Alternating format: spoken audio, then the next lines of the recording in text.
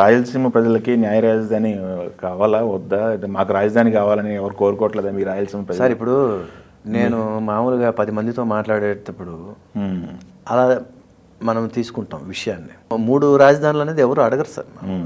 మామూలుగా మనం ఇంతకాలం క్యాపిటల్ సిటీ అనేది ఒకటి అంతే. అది ఎలాగో అన్ని పార్టీల సమూహం నిర్ణయంతోనే ఆ రోజు మనకు అమరావతి అనేది ఏర్పడింది. ఇంకా మరి ఆ తర్వాత పరిణామాలని మీకు తెలియదేమో. బట్ ఎవరు అడగల 3 రాజధానులని మాత్రం ఏ రోజు. నేనైతే ఎప్పుడు ఒక 10 మంది గుంపులో కూర్చొని మాట్లాడేటప్పుడు మేమైతే అడగలేదండి 10 మంది అదే మాట అంటారు.